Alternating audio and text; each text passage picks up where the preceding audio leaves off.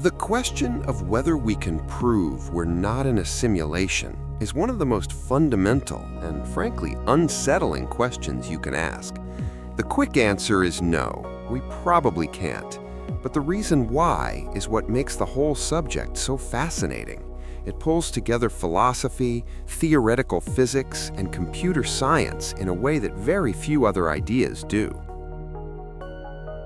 The modern version of this argument was most famously laid out by the philosopher Nick Bostrom in 2003. He didn't argue that we are in a simulation. Instead, he presented a trilemma, a set of three propositions where, logically, at least one must be true.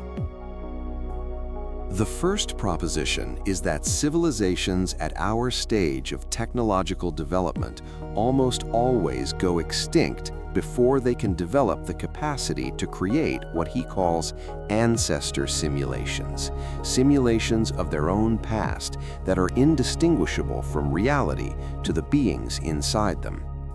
This is the great filter idea. Maybe climate change, nuclear war, or some unforeseen catastrophe gets us first. The second proposition is that if a civilization does reach this incredibly advanced, post-human stage, it will have lost interest in running these kinds of simulations. Maybe they find it unethical, or maybe it's just boring to them. They have better things to do with their immense computing power. The third proposition is the one that gets all the attention, that we are almost certainly living in a computer simulation. The logic works like this. If the first two propositions are false, meaning that civilizations do regularly survive to a post-human stage, and they are interested in running ancestor simulations, then the number of simulated realities would be astronomical. For every one base reality, there could be billions upon billions of simulated realities. If that's the case, then just by random chance, the odds are overwhelmingly likely that we are in one of the simulations, not the one original base reality. So, one of those three things has to be true. Either we're doomed, or our descendants will be uninterested in their history, or we're probably simulated.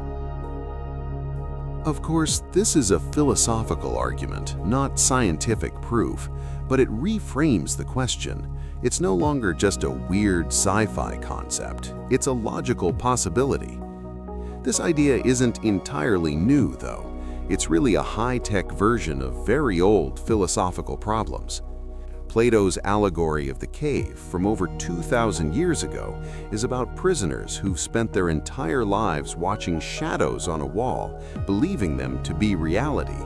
They have no idea that there's a world outside the cave casting those shadows. It's the same fundamental problem. What if the reality we perceive isn't the true reality?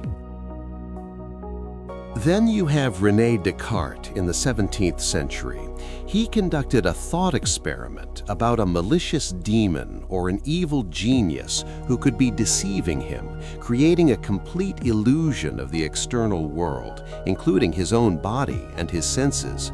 How could he prove that this demon didn't exist? He couldn't. The only thing he could be certain of was that he was thinking. I think, therefore I am. The thinking itself was proof of his own existence, but not proof of the reality around him.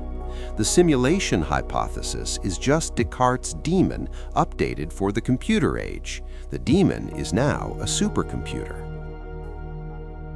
So, if we can't disprove it with pure logic, could we find physical evidence? Could we hack the simulation, or at least find the seams? This is where things get really interesting. Scientists have proposed actual, testable experiments. The core idea behind these tests is that if our universe is a simulation, it must be running on some kind of hardware, and all hardware has limits. One limit is resolution. Just like a digital photo is made of pixels, a simulated universe might be made of some fundamental indivisible units of space and time. Below a certain scale, reality might stop being smooth and continuous and become discrete or chunky. In physics, we already have a candidate for this, the Planck length. It's an incredibly small scale, about 1.6 times 10 to the power of -35 meters. At this level, our current understanding of physics breaks down.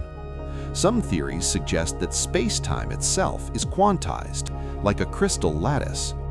If we could ever probe reality at that scale and found that it was indeed made of discrete points, that wouldn't prove we're in a simulation, but it would be consistent with the idea. The universe would look a lot like a 3D rendering. A more concrete proposal for a test came from a team of physicists at the University of Washington. They suggested looking for limitations in the simulation's processing power. They focused on ultra-high-energy cosmic rays.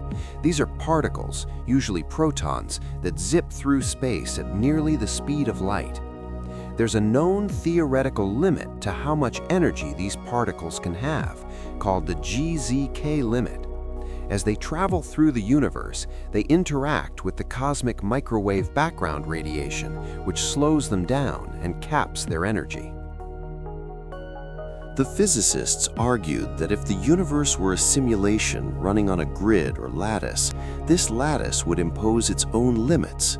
The structure of the grid would affect how particles can travel, especially at the highest energies. It would create a slight change in the cosmic ray spectrum, a specific pattern that wouldn't be there if space-time were perfectly continuous. So they proposed that by studying the distribution of these highest energy cosmic rays, we might be able to see the signature of the underlying computational grid. We haven't detected this yet, and our instruments may not be sensitive enough, but it's a genuine, falsifiable prediction. It's a way to actually look for the bars of our supposed cage. There are other strange hints in the world of theoretical physics. The physicist James Gates Jr. was working on supersymmetry and string theory, and in the fundamental equations that describe the universe, he found something that looks exactly like a type of computer code. Specifically, he found what are known as doubly even self-dual linear binary error-correcting block codes. It's a mouthful, but it's the same kind of code that's used in web browsers and data transmission to check for and correct errors in a stream of bits. Why would the laws of physics have error-correcting codes embedded in them? Gates himself said he was completely baffled. It's an uncanny discovery. It doesn't prove anything, but it's a deeply weird and suggestive piece of the puzzle.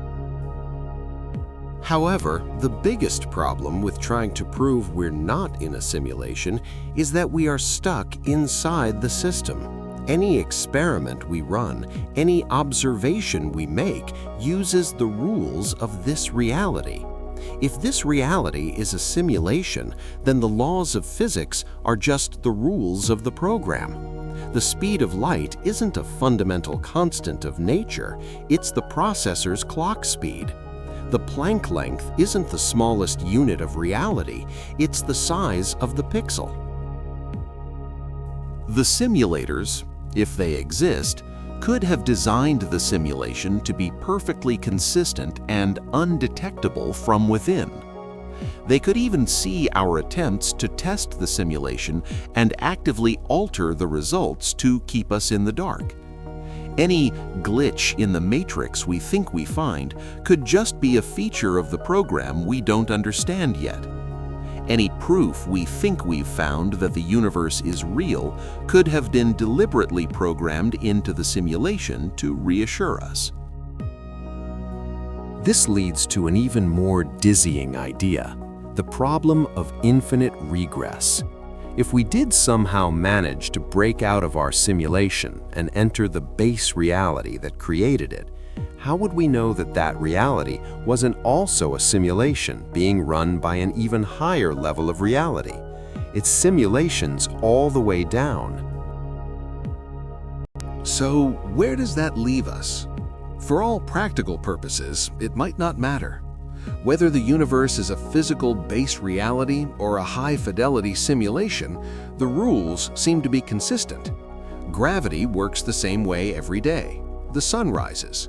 An apple, whether it's made of real atoms or simulated data, still nourishes you. The pain of loss and the joy of connection are real experiences to us, the inhabitants of this reality. The nature of the substrate, whether it's quantum fields or lines of code, doesn't change the lived experience. The true value of the simulation hypothesis isn't in proving it right or wrong. Its value is as a thought experiment. It forces us to confront the limits of our knowledge and the nature of reality itself. It's a modern version of an ancient question that gets at the heart of what it means to be a conscious, questioning being. We look out at the vast, intricate universe, and we can't help but ask, is this all there is? Or is this just the beginning of the story? The fact that we can't definitively answer that question is perhaps the most profound discovery of all. It maintains a sense of mystery and wonder about the cosmos that can be both humbling and exhilarating. The silence from the outside, the lack of a definitive answer, forces us to look more closely at the world we have right here.